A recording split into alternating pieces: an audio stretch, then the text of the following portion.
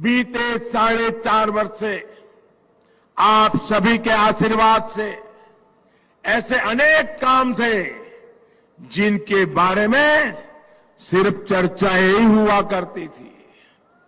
अब जब ये बातें जमीन पर उतर गई हैं, तब एक विश्वास जगा है कि मोदी है तो मुमकिन है।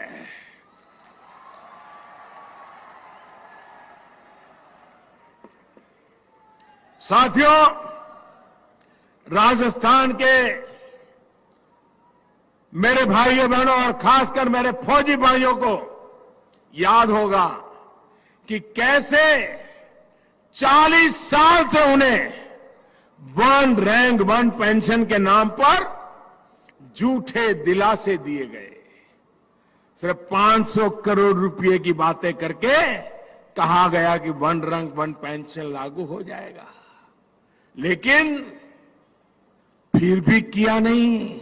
40 साल आज जवानों के नाम पर आंसू बहाने वाले लोगों को उनके मुंह में शब्द शोभा नहीं देते।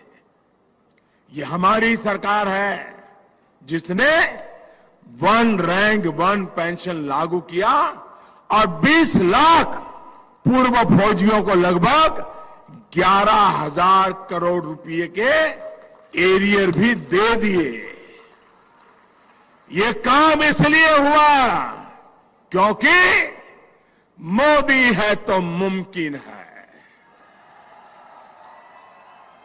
भाई और बहनों, आप मुझे बताइए, क्या कोई सोच सकता था कि ऐसी सरकार आएगी जो गरीब की रसोई से धुएं खत्म करने के लिए काम करेगी? लेकिन उज्ज्वला योजना के तहत राजस्थान के करीब करीब 50 लाख गैस कनेक्शन देकर हमने ये भी संभव कर दिखाया। ये भी काम हुआ है क्योंकि मोदी है तो मुमकिन है। साथियों, हमारे देश में गरीबों को घर देने की योजनाएं भी कई दशकों से चलती रही थी, लेकिन गरीबों को घर के लिए ठोस काम नहीं हुआ। पहले की सरकारों के समय एक एक घर बनने में 3-3 साल लग जाते थे। अब हमारी सरकार 2022 तक देश के हर बेघर को पक्का घर देने पर तेज गति से आगे बढ़ रही है।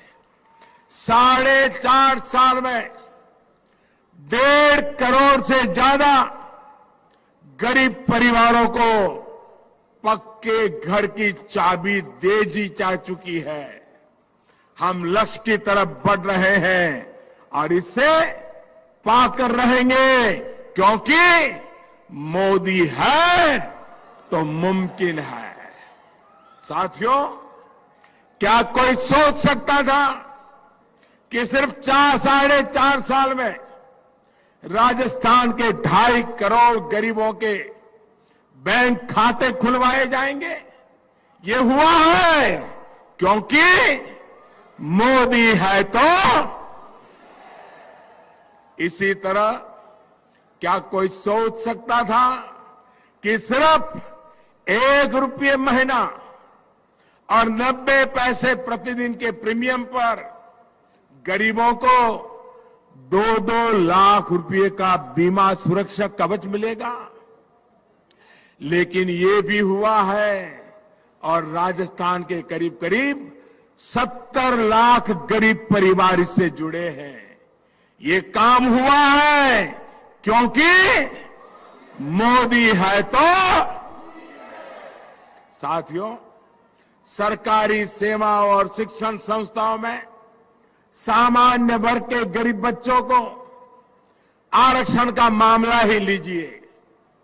दशकों से इसको लेकर मांग हो रही थी, लेकिन संविधान में संशोधन जैसा गंभीर प्रयास किसी ने नहीं किया। इसके पीछे नीयत की कमी भी थी और केंद्र में पहले जो बिना बहुमत वाली सरकारें थी, उनकी अपनी मजबूरी भी थी।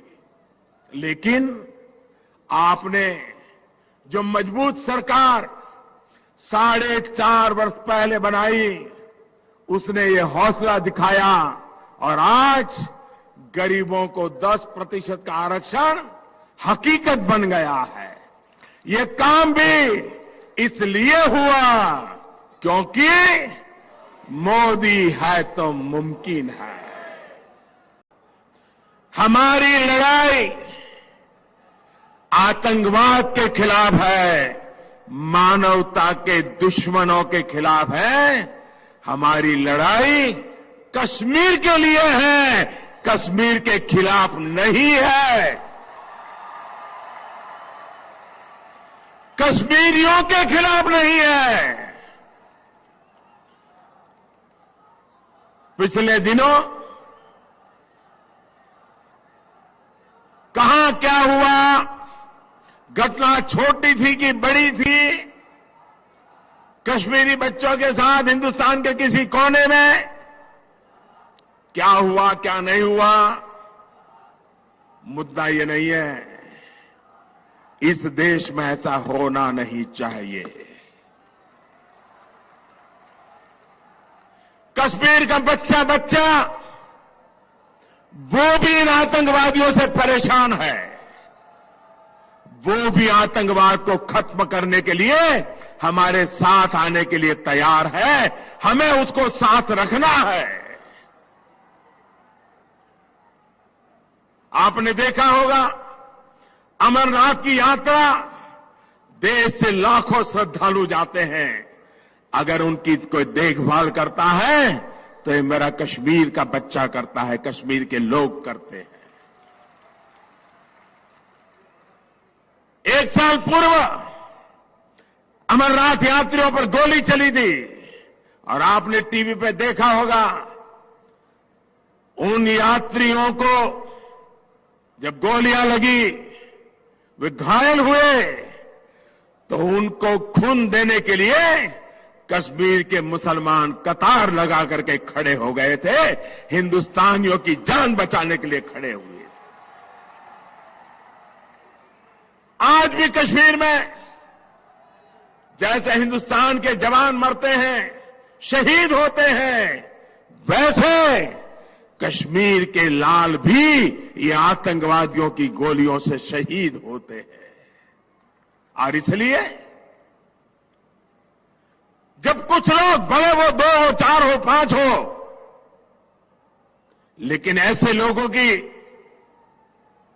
ऐसी हरकतें उन लोगों को ताकत देती है जो भारत तेरे टुकड़े होंगे गैंग वालों को आशीर्वाद देने जाते हैं।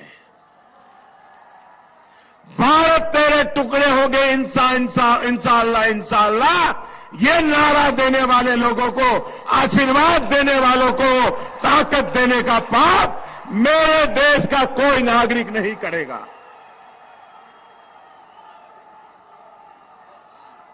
हिंदुस्तान के किसी भी कोने में मेरा कश्मीर का लाल, उसकी हिफाजत करना मेरे हिंदुस्तान के हर नागरिक का काम है।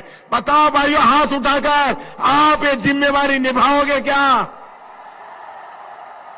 मैं देश से अनुरोध करता हूं, हमारी लड़ाई आतंकवाद के खिलाफ है, मानवता के दुश्मन जो है उनके खिलाफ है। और मैं कश्मीर के मेरे भाइयों बहनों को भी विश्वास दिलाता हूं, 40 साल से आप भी आतंकवाद के भुक्तभोगी हो। 3 जिलों में कुछ मुट्ठी भर लोगों की पनाह से ये खेल चलता रहा है। चाहे जम्मू हो, लद्दाख हो, कश्मीर के और इलाके हो, वे आज भी शांति चाहते हैं।